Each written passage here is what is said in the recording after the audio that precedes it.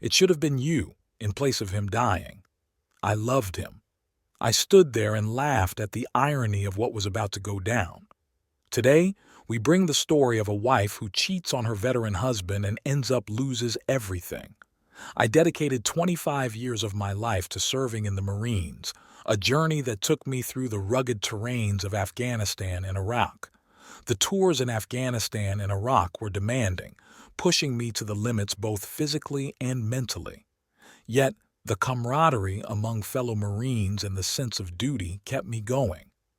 I witnessed the harsh realities of war, but I also experienced moments of triumph and solidarity that will forever be etched in my memory. Being away from home for so long was difficult, but knowing I had a family waiting for me made it worth it. Nancy held things together while I was gone, and our love helped us get through the tough times. We have two wonderful daughters. The older one is 20 now, figuring out her own path, and the younger one is 17, almost ready to be on her own. The elder one is a medical student, and the younger is a part-time teacher a few miles from home. Now that I'm retired, I started a security company. It's a new challenge, but I use the skills I learned in the Marines to keep people safe. I have to travel frequently as I have expanded my business in various cities. After returning from one such business tour, I found my elder daughter, Maria, a bit off and not her usual self. She had a bitter breakup a few days back when her boyfriend was caught cheating on her. That evening, I took her out for a coffee. While having coffee, I pressed her to tell me what is bothering her. She started to sob and opened up and dropped a nuke on me. She stated that my wife Nancy is cheating on me. She once overheard her mom talking to her affair partner, berating me and planning their meetings when I will be not in the city. She further added that she read her messages on her phone, and it seems that this has been going ever since I was serving in the military. I was heartbroken and lost. We went home, and I asked Maria not talk about this with anyone. She agreed. She stated that she understands, and in case I decide to divorce my wife, she will be by my side. At home, I decided to do some investigation from my end. I was able to log into her social media accounts and her personal emails. I found the motherlode of evidence. She had sent him nudes, videos of them having intimate experiences, some of them shot by my wife herself, multiple chats where she is berating me and calling me a fool, making fun of me because of my PTSD. I copied everything on a hard drive and kept it in my office. I was shattered. I have lost my brothers in battle, seen innocent lives lost, but this does not compare to anything. I never abused her, never raised my voice at her, and never disrespected her. She had hit me on occasions, even in front of my daughters. This happened while I was on antidepressants due to my PTSD. I have a few friends from the Army who were like brothers to me. They were all from the same unit as mine. All of them retired like me. I wanted to know about my wife's AP and wanted their help. I explained everything to them and asked them if they will help me. They all agreed and offered their support. We all set out to check my wife's background. We found out that my wife was having this affair with a man named Donald. He was her college sweetheart, and they had broken up when he had cheated on her. Birds of feather flocked together. We further found out that Donald was a criminal with a record in drug trafficking and petty thefts. Then came the biggest shock of all. My younger daughter was not mine. We did a DNA test on both my daughters, and it turns out that only the elder one is mine. It was then I decided that I would meet Donald and check what is going on. I wanted to meet him alone, but my friends insisted coming along. I refused. A friend of mine, a cop, now advised that I meet him in a group as it will be safe. I did not listen to him. I got to know that Donald was at a local bar drinking with his friends. I reached the bar and walked towards him. He saw me and got up from his seat, and he was drunk. He pointed at me and told his friends that the woman he is screwing for years, this is the lucky husband. He walked up to me and put his hand around my shoulder and whispered in my ear, "Your younger daughter is not yours. She is my spawn." I guess my wife must have told him. I held my composure, although every inch of me wanted to rip him apart.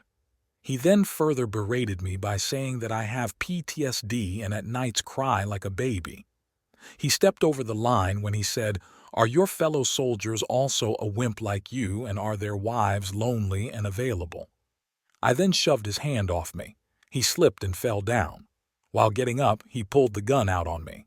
I tried to calm the situation, but he kept walking forward. I quickly disarmed me and threw him across the floor. By then, my friends had arrived. They had followed me to that bar. Donald got up and snatched a fork from the nearby table and tried to lung at me. I moved back and landed a punch on his face. I heard a crack sound. I guess I broke his orbital bone. He collapsed on the floor and later was taken to the hospital. At the hospital, he had a cardiac arrest and died.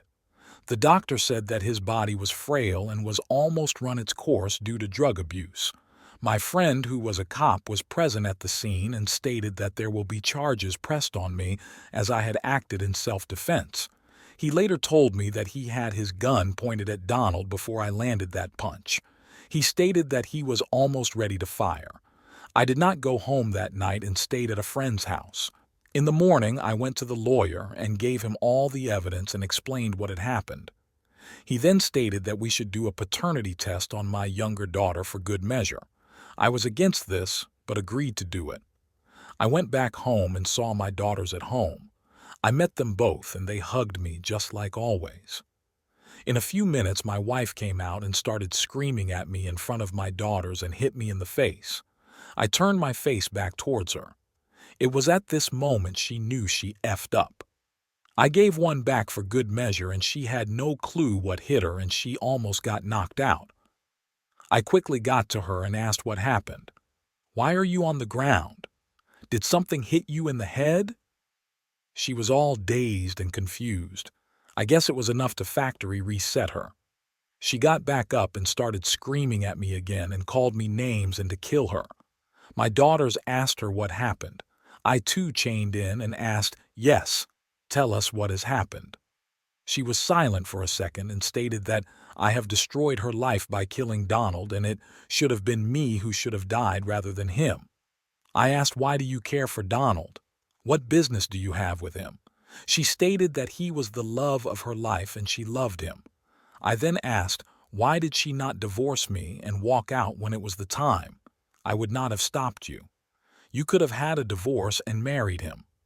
I then told her that you did not want to divorce me, as you knew that Donald is just a cheap man who can only satisfy your carnal desires, and he would never be your husband. You kept living with me as I was the husband you wanted and kept effing him as he was the tool for your body.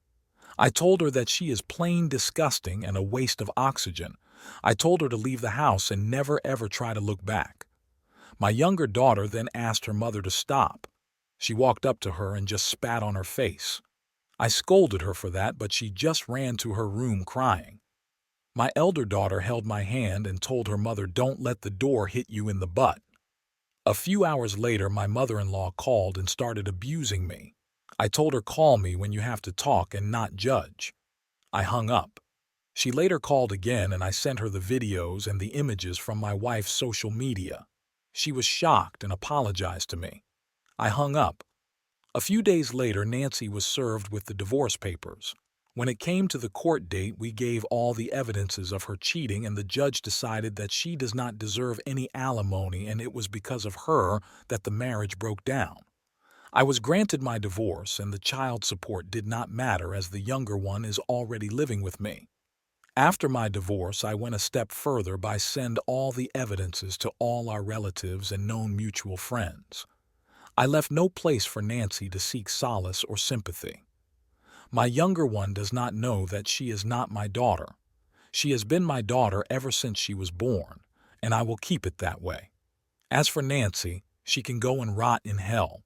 My girlfriend who cheated on me and got pregnant by her AP wants me to help her with the delivery. Her mother is now pressuring me for the same. I am 28-year-old and my girlfriend is 25-year-old. She was 6 months pregnant when she confessed that the child was not mine. She was crying and wanted me to forgive her. It was then that I got to know that she was cheating with her bad boyfriend. As soon as he got to know that she was pregnant, he bailed out on her. Chad did what Chad does best: hump and dump.